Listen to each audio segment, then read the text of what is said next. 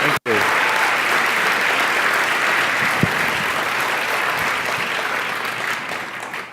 Thank you very much.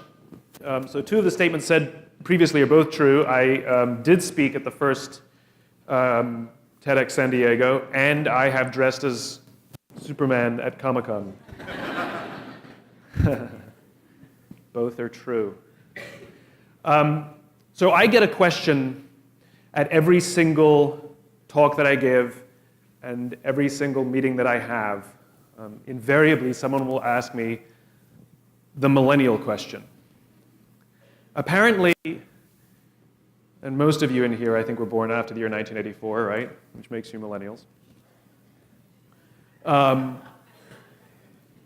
94-ish.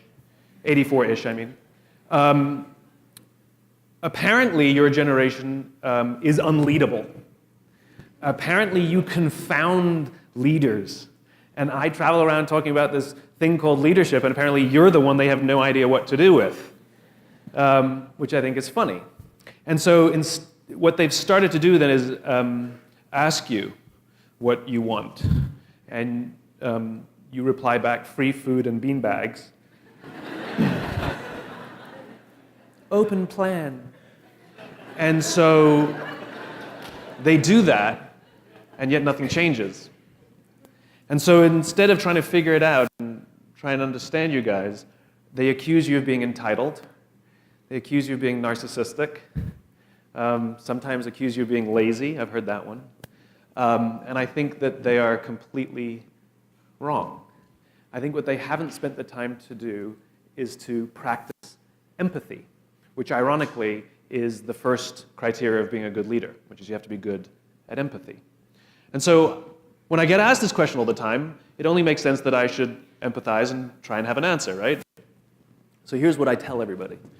I've broken it down into sort of 4 observations: parenting, technology, impatience, and environment. Many of this young generation, of this millennial generation, were subject to what has been described as a failed parenting strategy. Some of you and many of your friends were raised being told that you were special, and you were told that you can have whatever you want just because you want it. Many schools gave participation ribbons. So in other words, kids got medals for coming in last. And the science on this is good. We know what it does is it devalues the feeling in the medal for the person who actually works hard to come in first, and it embarrasses the person who comes in last because they know they don't deserve it, and it makes them feel worse. Some kids got into honors classes not because they deserved it, but because their parents complained. And some kids got A's not because they earned them, but because the teachers didn't want to deal with the parents. And then you graduate. And you get a job. And in an instant, your entire self-view is shattered. Because many kids find out that they're not special. They find out that they can't have whatever they want just because they want it. There's nothing when you come in last. You get no medal for coming in last, and your parents cannot help you get a promotion. And so what the result is an entire generation where there's a disproportionately high number of people growing up with lower self-confidence than previous generations, because this entire self-image is completely shattered instantaneously. And so much so that I actually hear stories of people's parents filling out their job applications for them and other things, right? It's that bad, right? Then you combine it with the second observation, which is technology. We know that when we engage with social media or our cell phones, a chemical in our body called dopamine is released, right? It's what makes us feel good, right? Dopamine is the same chemical that is released in our bodies when we find something we're looking for, like your keys, when you go on Google, when you hit the goal or win the game, that yes, this sense of joy or in sort of that's dopamine. Well, we know that we get a hit of dopamine when we engage with social media or when our phones go buzz, bing, flash, or beep. That's why if you're feeling a little bit down, you pull out your phone and you send 10 texts to 10 friends, hi, hi, hi, hi, hi. And you hope that somebody texts you back because when they do, it feels good, right? There are other things that release dopamine. Alcohol, nicotine, gambling, all release dopamine. It's why they feel good, and almost all addictions are dopamine-based addictions. We also know that almost all alcoholics discovered alcohol when they were teenagers. You see, when we're very, very young, the only approval we need is the approval of our parents. Then when we go through adolescence, we make this transition where we now need the approval of our peers. Very frustrating for our parents, very important for us. It allows us to acculturate outside of our immediate families into the broader tribe. It is a time of high stress and high anxiety, and we're supposed to learn to rely on our friends. Some people, quite by accident, discover alcohol and the numbing effects of dopamine. And unfortunately, that connection becomes hardwired. And then for the rest of their lives, every time they face significant stress, they don't turn to a person, they turn to the bottle, right? Now, as I said before, we know that social media and cell phones release dopamine. Now, we have age restrictions on alcohol, we have age restrictions on tobacco, and we have age restrictions on gambling, but we have no age restrictions on social media and cell phones. It's as if an entire generation who are going through adolescence, their parents have thrown open the liquor cabinet and said, try the vodka to help you get through the teenage years. That's what social media and cell phones do. So unfortunately, for too many people, that connection is becoming hardwired. And as they grow up, when they face significant stress in their lives, instead of learning to turn to a person, they turn to a device. Right? Where we seek solace in social media, where we'll check an Instagram post, how many likes we're getting. We'll check, and we'll check, and we'll check, and we'll check, and we'll check, and we'll check. And sometimes our own self-worth comes from how many followers we have. It can become devastating to us when somebody unfollows us, right? The only way that we stand away from stress when we face it, in other words, an entire generation is growing up having not practiced or learned coping mechanisms for stress. This is very, very serious for social animals that need each other, where we haven't learned those skills. And it's even worse, because if you want to go on a date, you don't have to learn to be like, hey. You just swipe right. You just got a date. You can have 4 dates in an evening, right? And if you don't like the person, you don't have to learn to say no when you mean yes, and yes when you mean no, and yes when you just swipe left. It's done. In other words, the social skills aren't developing. And so there's an entire generation that's growing up with lower self-confidence, going into a workforce, having their self-image shattered, not knowing necessarily how to deal with all the stress that they're facing of growing up and starting a career and finding out where you fit and all of that good stuff. And instead of turning to a person, we're turning to devices. And the results are starting to show up in the statistics. We know that suicide is on the rise amongst this generation. We know that accidental death due to overdoses is on the rise amongst this generation. Depression is on the rise amongst this generation. Universities are suffering an epidemic where they're dealing with disproportionately high numbers of students than they've ever dealt with ever before, taking leaves of absence due to depression. And then to compound the effect, it's a generation that's grown up with filters, Facebook and Instagram, and we curate our own lives and present to the world how we want to be seen, and we make ourselves look good, and we make the weather look better, and the sunsets are always more bright in Instagram than they were in real life. In other words, we're good at presenting ourselves as we're not, but how we want to be seen. And so everybody thinks this generation is strong and confident. And all the companies we go work for, they think we have it all figured out, and we certainly sound. I say we. I only dress like a 16-year-old. This generation presents itself as having all the answers, and yet they don't. And stress runs high, and they don't know how to ask for help. And gets worse. Then you add in the manner in which so many people grew up in this generation with a sense of impatience. Now, as I said before, you're often accused of being entitled, and it certainly seems that way. But I think it's a misreading of the tea leaves. You've grown up in a world of instant gratification. You want to buy something, you go on Amazon, it shows up the next day. You want to watch a movie? Don't check movie times, you just stream it whenever you want to watch it. TV shows, you don't wait week to week to week. You can binge watch the whole weekend. And like I said, even dating is just a swipe to the right, right? Everything is instant. Everything is instant gratification. And the problem is too many people have applied that sense of instant gratification to their careers and to their lives. And the problem is there ain't no app for that. I hear from this generation that too many people struggle to form, their words, not mine, struggle to form deep, meaningful relationships. Many will admit that most of their friendships are superficial. Many will admit that their friends would cancel on them if something better came along. Many would admit that they don't have deep, trusting, loving relationships with their own friends. That's because it's a journey. I talk to so many smart, fantastic, ambitious, idealistic, hard-working kids, and they're right out of college, they're in their entry-level jobs, and I'll ask them, how's it going? And they'll say, I think I'm gonna quit. And I'm like, why? They say to me, I'm not making an impact. I'm like, you know you've been here 8 months, right? They treat the sense of fulfillment or even love like it's a scavenger hunt, like it's something you look for. My millennial friends, they've gone through so many jobs. They're either getting fired, I mean it was mutual, or they're quitting because they're not making an impact, or they're not finding the thing they're looking for, or they're not feeling fulfilled, as if it's a scavenger hunt. Love, a job you find joy from, is not something you discover. It's not like, I found love. Here it is. I found a job I love. That's not how it works. Both of those things require hard work. You are in love because you work very hard every single day of your life to stay in love.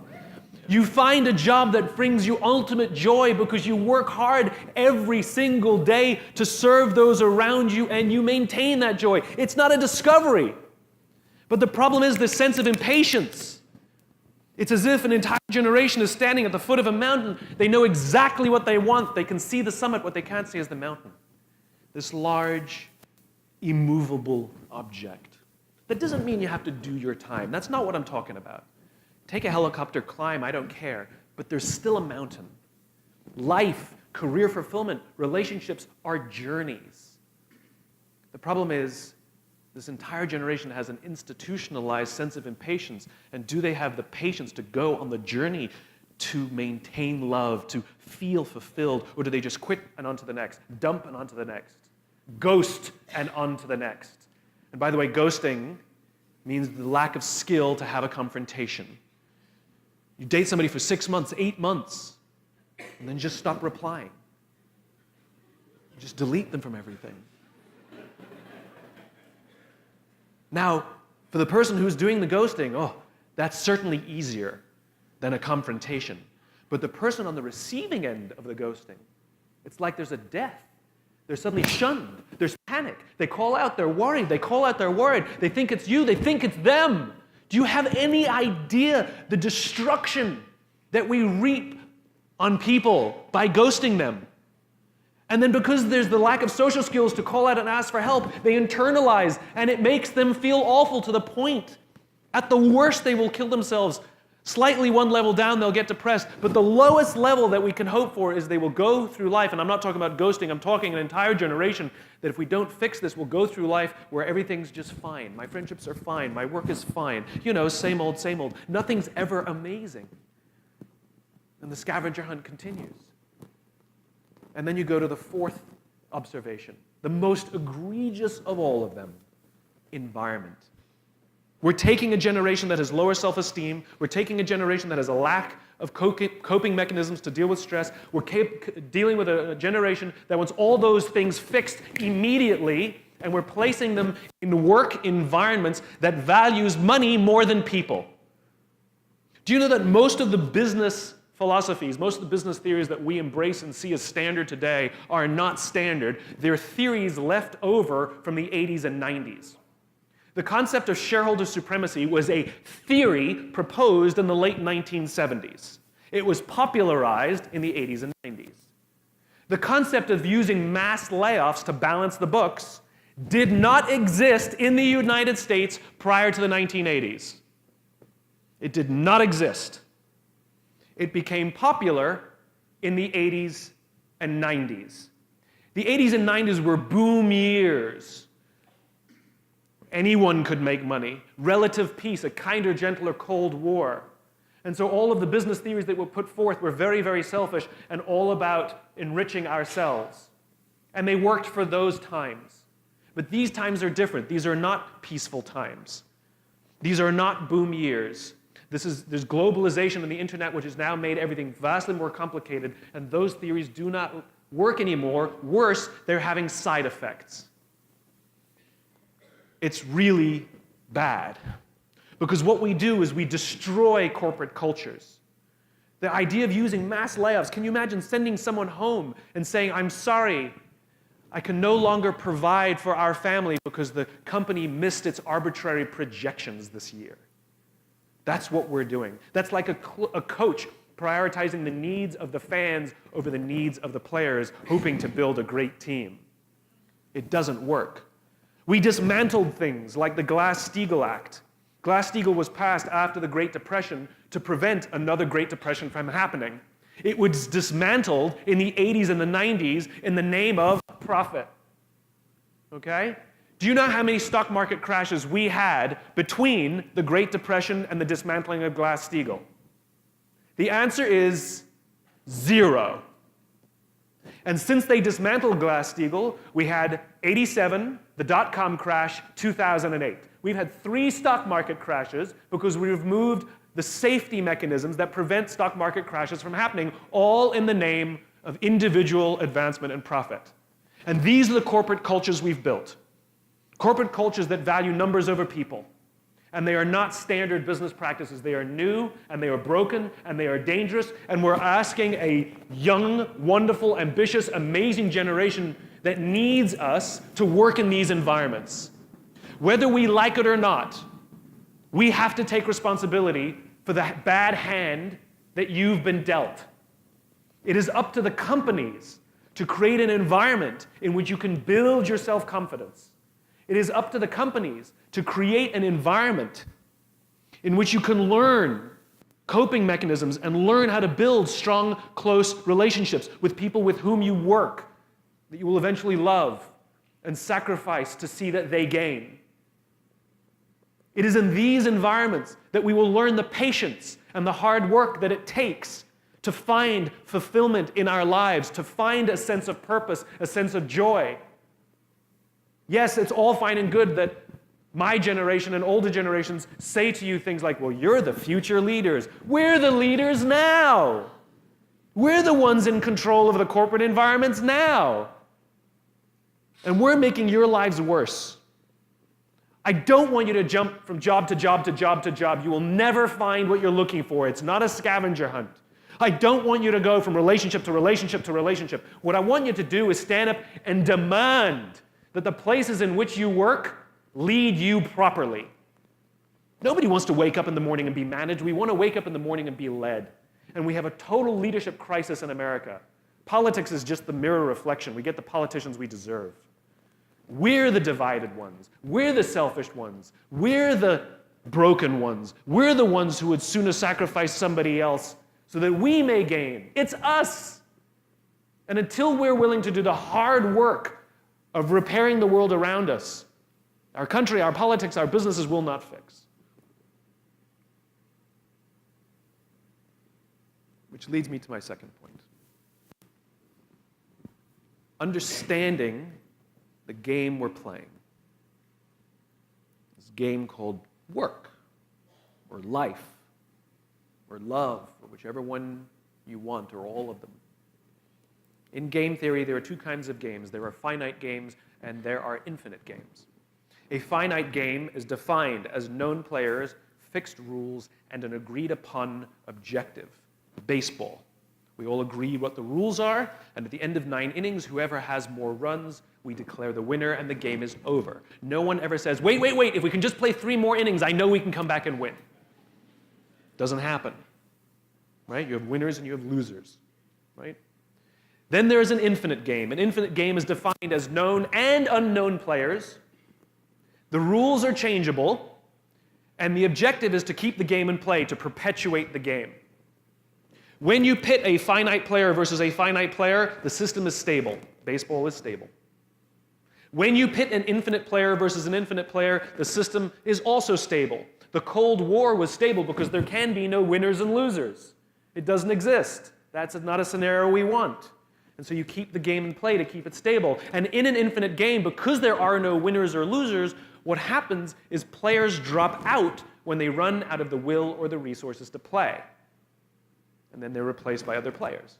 The game perpetuates. The players change out. Problems arise when you pit a finite player versus an infinite player. Because the finite player is playing to win, and the infinite player is playing to stay in the game. And the finite player will always get frustrated. They will find themselves in quagmire. This was the United States and Vietnam. We were fighting to win. They were fighting for their lives.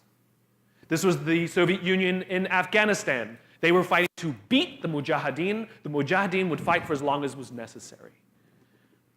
Now, let's look at the game of business. The game of business is, by its very definition, an infinite game. It has pre-existed before every single company on this planet ever existed, and it will outlast every single company on this planet. But if you listen to the words of most companies, they don't know the game they're in. You listen to companies, they want to be number one. Based on what metrics? Based on what time frames? Revenues? Market share? Square footage? Number of employees? Based on a quarter, a year?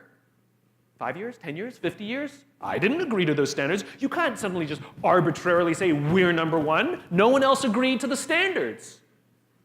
It's nonsense to beat our competition. Based on what? And they study their competition, trying to outdo their competition. And yet I've never heard of a company that's taken down by the competitors they know. They're always taken down by the competitors they don't know. Do you think MySpace knew that Facebook existed? They were worried about Friendster.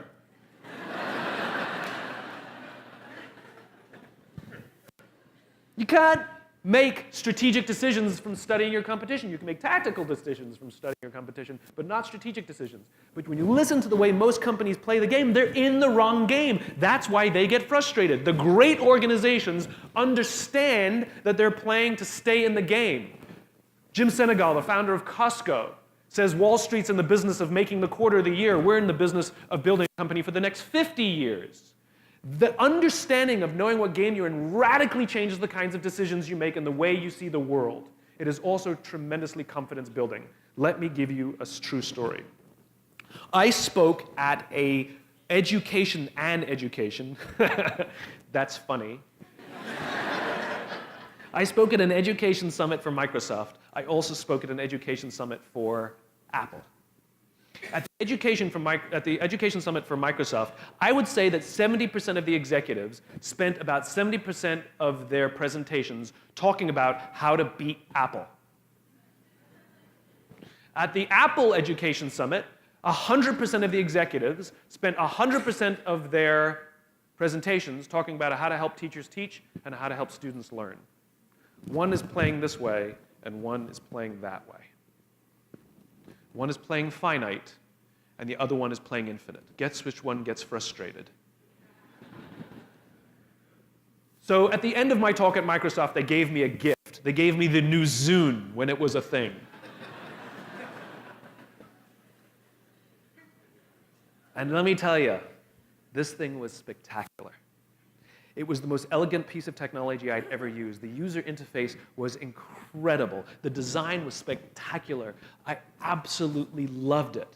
It was easy to use, and it was bright and gorgeous and fantastic. It didn't work on iTunes, which is a different problem, so I couldn't use it, but it was amazing. And elegant. My God, it was elegant. So I'm sitting in the back of a taxi with a very senior Apple executive, sort of employee number 12 kind of guy. And, you know, I like to stir pots. So I turned to him, I said, you know, Microsoft gave me their new Zune. And it is so much better than your iPod Touch. And he turned to me and he said, I have no doubt. Conversation over.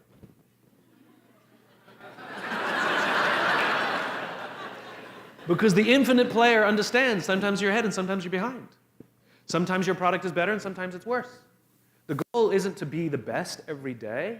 The goal isn't to outdo your competition every day. That's a finite construction. If I had said to Microsoft, I've got the new iPod Touch and it's so much better than your Zoom, they would have said, can we see it? What does it do? React, react, react, react.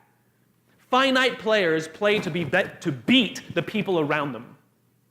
Infinite players play to be better than themselves.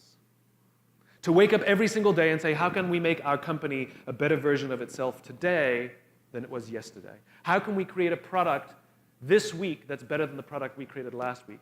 We also have to play the infinite game. It's not about being ranked number one. It's not about having more followers on Twitter than your friends. It's not about outdoing anyone. It's about how to outdo yourself. It's not about selling more books or getting more TED views than somebody else. It's about how to make sure that the work that you're producing is better than the work you produced before. You are your competition. And that is what ensures you stay in the game the longest. And that is what ensures you find joy. Because the joy comes not from comparison, but from advancement. The problem is,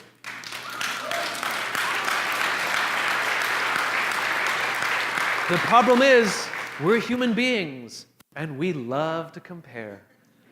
We love a ranking. Oh, we love a ranking. Top 10 this, top 100 that. Oh, we love a ranking. You know?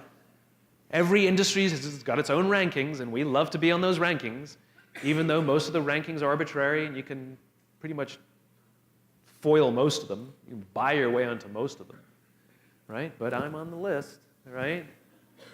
They did a study, who do all the studies.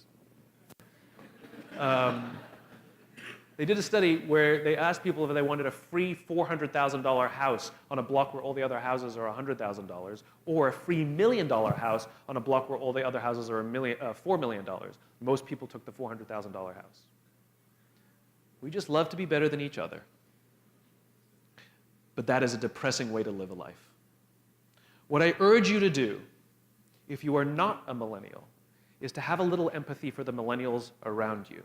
They were dealt a bad hand, and unfortunately, we have to help them build their confidence, find their patience, and break the habit from their technology so that they can learn the social skills that they need to live happy, joyful lives. If you are a millennial, it's not you.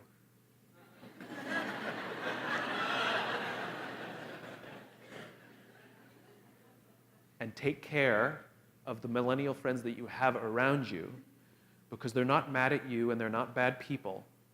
They were dealt the same bad hand that you were dealt. Don't demand that they take care of you, take care of them. And that's part of the problem. There's an entire section in the bookshop called self-help, and there's no section in the bookshop called help others.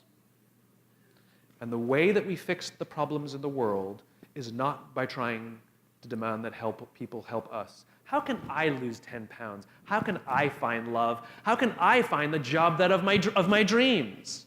That's what all the books say. No, it should be, how can I help my friend live a healthy lifestyle? How can I help my friend find a lifetime of fulfillment? That's what it's about. It's about service to others, because that's what it means to be human. Everything about our makeup, our biology and our anthropology is designed to get us to look after each other. Everything about our makeup is designed to get us to take care of each other. That's why an event like this feels better than watching it online, because we get to sit next to each other. We get to sit with each other. It's nicer for me too. It's much nicer for me to be here with you, because we're social. But we all have a responsibility in this tribe.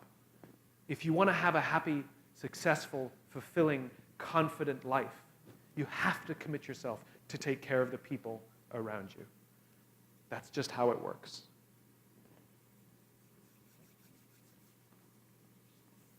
Good?